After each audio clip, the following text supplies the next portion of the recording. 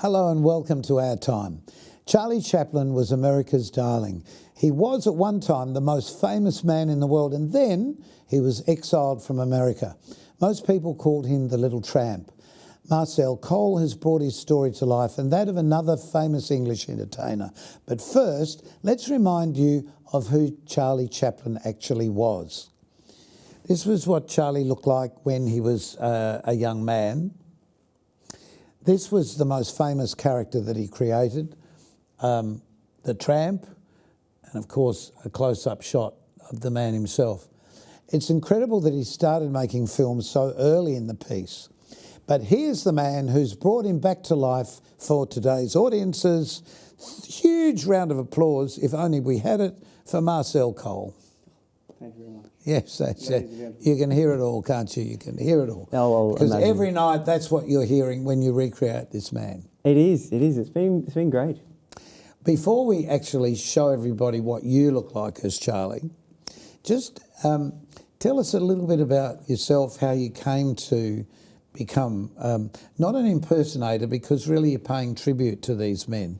So last year you were here before, no, was it the year before? No, last year. Yeah, last year. George Formby. With the George Formby show, which was called? It was called The Ukulele Man, and it was Yes. the story of the life of George Formby.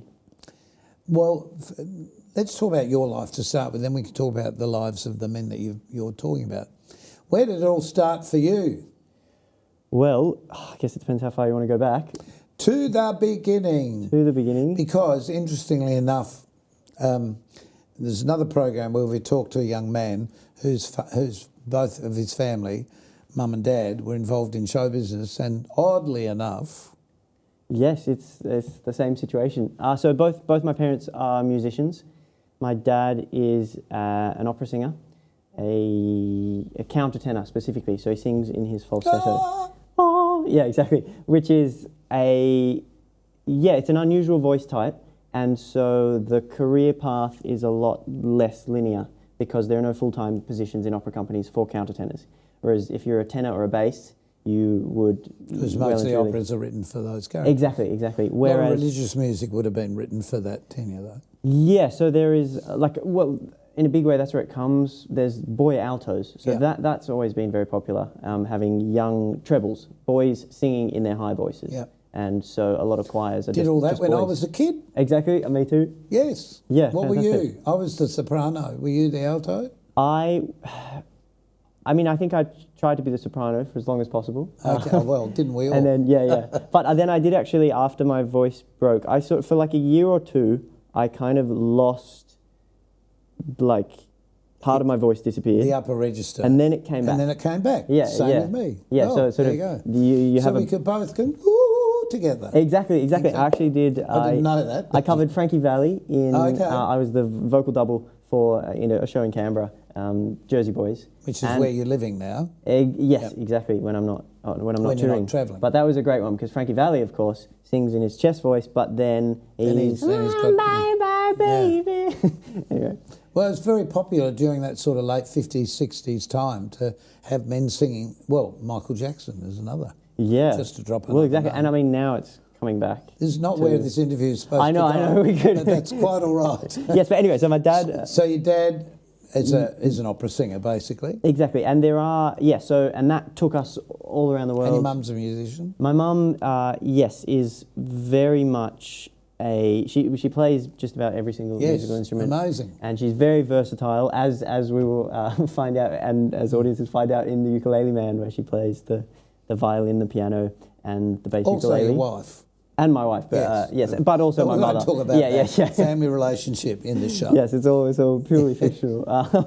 Okay, no, getting back to you. Yes. So you're a young boy. Yeah, just brought up amongst surrounded with all of this. Yeah. What happens? Yeah, well, you just get used to being in theatres and you get very familiar with that. The dream of being in red seats and the footlights and a red curtain. And that is the most exciting thing, is to be there waiting for something magic to happen. True. Yeah. Yeah, when those curtains open, the magic begins. Exactly. Yep. Yeah. Absolutely. So that was the That was a very commonplace. Yeah, we'd all dress up in we had our little suit jackets. My brother and my we being yes. yes. I have a brother and a sister, and so my brother and I we'd have ties or bow ties. We always were dressed very well, which is from the age of 8. Very cute. But yeah, and just in the world and seeing the operas and seeing Dad perform in New Zealand, Chicago. New York. So you were travelling as children to some of the most exciting places in the world. Exactly. Or alternately, being home in Canberra with our mum, my mum, and Dad would call every night and he'd sing Ombra Mai Fu or Who May Abide over the phone. And so that was early memories of that. What a lovely memory. Yeah. What a lovely memory. Anyway, so Mum she studied at the Sydney Conservatorium of Music. She did viola. And then, as happens to a lot of people, she got a bit sick of it, and it took her a few years to come back to it, and then she studied viola again at Sydney Uni, and that's where she... Yeah, but she also plays the cello, doesn't she? Or is it No, she does. So the viola... on a big stick. Well, the viola is the big violin. Yeah. Yes. But didn't she play... She plays the bass ukulele. The bass. Yes. Which is actually... I just can remember now. Yeah. You haven't seen the show, yes. Yeah, I met a bass player anyway, and he was getting too old to carry his double bass, his acoustic double bass around. And he said that he tried all these things and he found that the ukulele bass, the U bass, was the closest thing in sound, and it's also this big and weighs maybe an eighth of the... Anyway, so... Amazing. Yeah. But anyway, yes. Getting back to you. Yeah. We're talking about everything but you. Yes, exactly. So... Brought up choirs, singing, playing music at home. And then dancing. How did the dancing start? Yes, so the story I'm told is that I started dancing when I was 9, I think. Yeah, my brother and I, we started ballet class. I think my sister started the year before, but sort of against our will, but we were in the habit of doing what we were told. My brother and I, we were dropped off. My brother's a year and a half younger than me, but I mean, now he's a lot taller than me. Anyway, but you're sitting down, that's why. Yes, yeah, well, naturally. We looked very similar, and we'd always get the same haircuts and stuff, so everyone thought we were twins. So that was nice, and so we started ballet together, and then, anyway, it just starts off with 1 class a week, and then the next year we started tap, the next year we started jazz, and then contemporary, and then when I was about 12, because we also did club sport, we played soccer and stuff. When I was 12, I had to decide because I had to do 2 ballet classes a week in order to do the exam. And the second ballet class coincided with my soccer game on the weekend. So I had to choose between soccer and ballet. I chose ballet, my brother chose soccer. And so now he's in Manchester playing football, and I'm doing a ballet dressed up as Hitler. Anyway, it makes more context in the story. We'll get to that in my Charlie Chaplin show. Well, yes, quite. But then this became a much bigger passion because after school... Yeah, well, throughout school, as I guess it does for a lot of people in any sort of gymnastics and other sort of kind of elite sports, because dance, it really is... This is actually an elite sport. Entirely. It's particularly at that age because of competitions and exams, something I'm not crazy for, I must admit. But it is a sport at that time because you're training the same as a football player. In fact, you're training more. Yeah, well, by the end of year 12, from year 10 to year 12, really, I would go to school from 9 to 3, and then from 4 till 9 p.m, pretty much, I'd be at dance school. So, and that was every day of the week, Monday to Friday, and then also Saturday, you'd be there from 10 till 2, 10 till 3. So it well and truly, exactly, it totally takes over, and yeah, I guess there's a camaraderie between dancers who know what it's all about. Yeah. And often it's a great place to meet girls because there's so few boys. Yes, well, there were... Which a lot of people don't realise, but that's the truth. Yeah, exactly. There was, which is a big problem, and a problem now too, because I want to do classes and stuff, but there aren't the kind of, I have no mates. I can't meet guys doing dance in dance classes or anything. So... there's one here in Adelaide I must send you along to. Yes. But just because we'll run out of time if we don't move into the next area of your life, because it didn't all happen in Australia, because your father was working in New Zealand. He was, but that's not a direct connection. But it was, I think, through the dance school, I had kind of my idols were the boys who were older than me, and just to get an idea of sort of how many guys there were 6 years between the boy above me and me, and then there were 5 years of just girls in the whole cohort, and then there were 2 more boys. There's just these little islands, little nodes in the sort of. Yeah, it's hard. So you get all the partnering. They maximise. They use you as much as they can. Yep. Anyway, these other guys in the school, they'd all gone to New Zealand School of Dance, and so that was the dream. That was there's a very good school over in New Zealand in Wellington, which is the feeder school. I mean, it doesn't really feed. It's not how it works, but it's the official school of the Royal New Zealand Ballet Company. Right. And so in Wellington, it's a 3-year course, and there are 2 streams, a ballet and a contemporary stream, and they pump out dancers who are dancing all around the world. So it's a very high, well-reputed school. Right. Now we're going to have to take a short break for a tick, but there's so much more to talk about, which we'll come back and do in just a moment.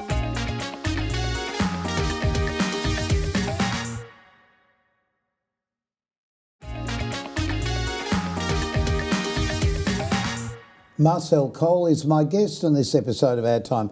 We got carried away talking about your characters yourself, but we're just looking at the show we were talking about with George Formby called The Ukulele Man. This is what he really looked like. And this was you in performance with your mum being all the different characters. And the show, I saw this show, and this was interesting because you truly created him whilst still being you at different times, because you sort of told his story and then became him. It was an interesting mix. Yeah, I think that's a really interesting point, because that's kind of how I feel about characters. I mean, so this was my first show. Yep. And since then, so I've done. Why George Formby, and how did that start? Yeah. So George Formby, it started just with the ukulele and with songs. And so. But what was the circumstance? It was in Canberra, and I'd just come back where you from. Live? I'd come back. Yeah, where I live. I live in Canberra. I'm from Canberra. Yep. And I'd just come back from. I'd come back from New Zealand, School of Dance. I went back for a 3rd year and got there and thought, I hate this place. Get me out of here. So I came home and then bang, straight into lockdown.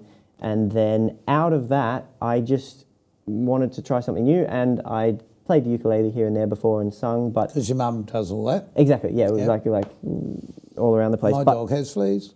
Yes. Excellent.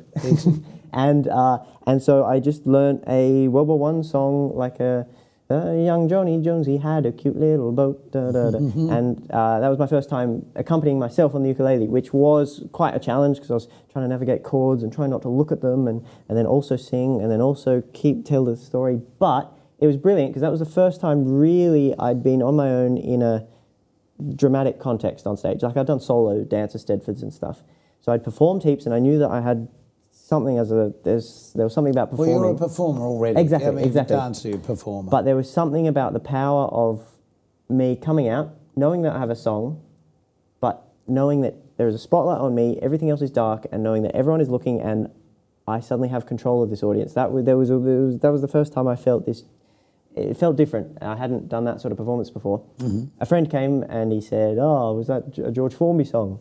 And I said, "No, who's George Formby?" George Formby? Exactly. And then we went home and looked up all these George Formby songs on YouTube, and it's fantastic. And so it literally just started from the songs. Right. Playing Cleaning Windows, I did at the next one, and then which PT is races. probably his most famous song. Exactly, yeah. When I'm cleaning windows. Anyway, but there was something strange, because I do them around, and basically nobody's heard of George Formby in Australia. Like, people do, and English people know of him. I did. I knew who he was. I'm sorry, Malcolm, yes. People above the age of... No. But, so if you don't know who George Formby is, that's... I'm only 26. Yeah. I've lived. Lots of sun.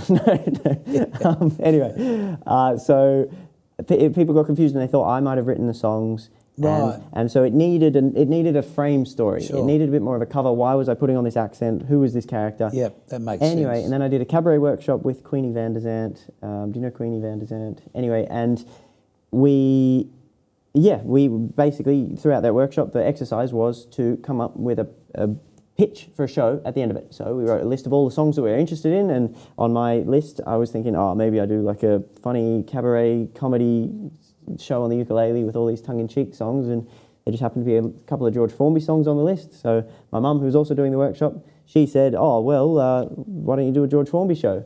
So we looked up his life story on Wikipedia and watched a documentary, and I was like, oh, there's some brilliant material here. Perfect. Pitched it at the end of the week, a cabaret, the life of George Formby, told using his songs, like a little Jersey Boys, but George Formby. Yes, actually, they did tell his life story, didn't they? Well, and Quite I think maybe you notice it, like with, I guess, people write about things that are biographical, and not that he necessarily wrote all these songs, but the songs fit different parts of the story. There are World War II songs that he sang during the war. Well, he was a massive World War II. Yeah, he made a heap of movies that were all very positive, but they were all sort of, not all of them, but they were centred around that sort of war theme. Yeah, well, because he was making films from 1935-ish to 1948. Like, so kind of a couple of years before, a couple of years after. Yeah. And so, anyway, yeah, so that was a strong theme. Well, let's move on, because that was sort of last year, but it was still a show you've got. It's still going, and the lovely thing is with your mum, it's rare that you get a chance to work with your mum. Yeah. Particularly when she plays your wife at the same time. But, Yes, but lots of other characters too. But she was fabulous in it. But then you decide, and I remember you talking to me at the time saying, I've got this other idea for this other show. Yep, so I had 10 years of serious ballet training, dance training. I thought, okay, well, I want to do something physical now. So it was interesting, having done the biographical format, I was like, okay, this is something I quite like because the material's already there. I really enjoy starting with a biography and adapting it, because you don't have to sort of come up with stuff, but it's a long process to... Yeah, but you've got to perform it in such a way that you're not only informing, but you're also... It's channeling. Recreating. Yeah. And we can look at it because you've got a couple of clips from the show. From the Charlie Chaplin? Yeah. Yeah. Which gives us a better idea of actually what you look like. Yeah. So that's with white face and little... Because back when they were making films, back in the teenage years of the 1900s, the contrast on film had to be literally black and white. So your face, to show any expression, had to be white. Yeah, with everything black, your eyebrows and lips and so on. But a lot of people don't realise that Charlie was a dancer and an acrobat, a well-trained person in England. Yeah, well, he, and in reading his autobiography and all sorts of things. That's a nice little photo from the Sydney Fringe from the premiere in September. But yeah, he started films in 1914, by which time he was 24, 25, but had spent a good 5-10 years of live performance in slapstick troops, in Craig Tarno's circus, music hall, English music hall. Doing like 2 shows. In the English music hall circuit was 2 shows a day, 6 days a week, and then I think the American was 3 shows a day, 7 days a week. So it's this insane. There must have been the demand for it because there's no Netflix. So if you want entertainment, people went to the theatre. Yeah. But when you look at what they did, they had an act that they kept doing that act. Yeah, like a 5-10 minute. Yeah. So that's not hard twice a day, not to what... Exactly. It's not to do my show 3 times a day, 7 days a week. I would lose my voice after about 2 days. It is an hour and it's all you. Yeah, and it's like, it's a big show. There's a lot in it. It's fun. It's really nice to be, because it follows his whole life, it's nice to be exhausted by the end. Yes. So you feel you've really done your job. Yeah, exactly. Some great still shots. Yeah. And the hair, I curl my hair. It takes about an hour to do my hair and makeup before the show every day. Heard of wigs? Yes, yes. I was thinking about that. It took a while, but I've got one. Yes, well, I went to the wig shop to look, but it is nice that it's my own hair. And then throughout the show, it sort of gets, and I put hats on and that sort of curl it out, and I get so sweaty, and so by the end of the show the makeup's coming off, the moustache is sort of, I have glue in my pocket to top it up if I need, but it's, well and truly, he gets knocked around throughout the show. You can see it's starting to come off a little bit. Well, he was such a fascinating character though, wasn't he? I mean, people don't realise all the films were pretty much shot outdoors with sets and stuff outdoors because they didn't have the lights. They used to use It's insane. So the early days of I'm reading about the silent film when they started. Charlie Chaplin, for the first time, he rocks up at the studio. They're in California, and they have strips of white cloth overhead to diffuse the sun, but it's all natural light. And they have 3 films shooting simultaneously next to each other because there's no sound bleed. That's right. So amazing, isn't it? Amazing. It's a totally, and they have a live band on set not because nothing's getting recorded. To stimulate the actors. To give it a rhythm. And it's brilliant. It's so, let's play.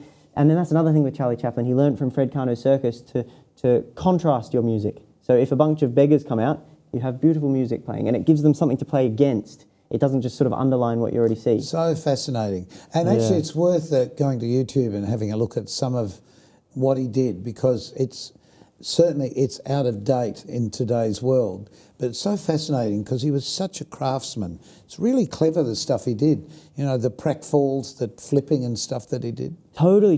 But and what I realised watching his films and stuff is that there's the early Charlie Chaplin, the sort of trip over a rock, turn around, tip your hat and stuff. Okay, and that's great, but it's not particularly, it doesn't really get the belly laughs these days kind of thing. No, not these days. So at the time, people loved it, but then you're also dealing with people who've never seen films before, because there's a lot going on, because there's the introduction of film as a genre where you can suddenly see, anyway, but so 1914, black and white. Yeah. By 1918, so 4, 5, 6 years in, I think The Kid was 1917 or 18, but 1925, massive hit, The Gold Rush. He says that's the film he wants to be remembered by. Right.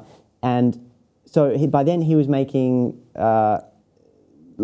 it's craft, it's story, it's not so much the slapstick that is brilliant, but it's He developed the craft. It's the way they're constructed. It's how do you tell a story purely by characters, gesture, without, it's so simple. It looks so simple, but when you're trying to create a scene that makes sense, you realize that, okay, no, if I enter with the letter, that means that every little bit reads. And so it's brilliant how simple he can make it. It's amazing. You've become a fan. Oh, entirely. Yeah. Speaking of a fan, we have to stop for a minute. And we'll be back in just a moment because we're getting carried away here, I tell you. We'll talk to you soon.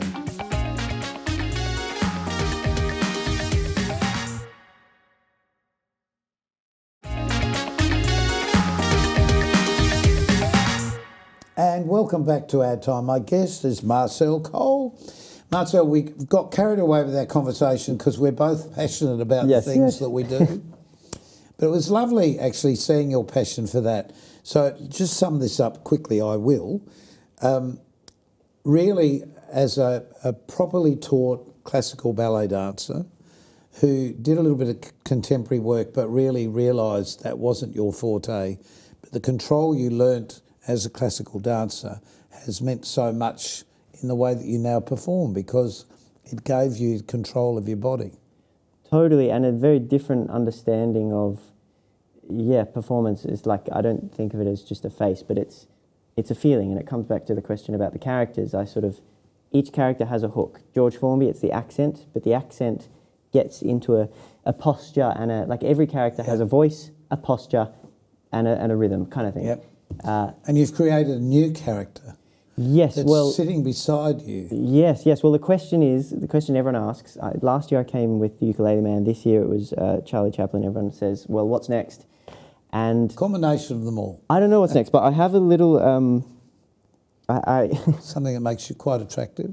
Excellent. I've got a character called Gareth Paisley, and normally I have sort of I've got these really cool sort of yellow sunnies. You know what I'm saying?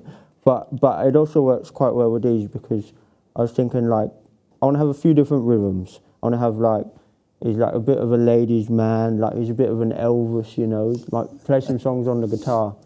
But he's also, I think, I really want to play with a real sort of idiot.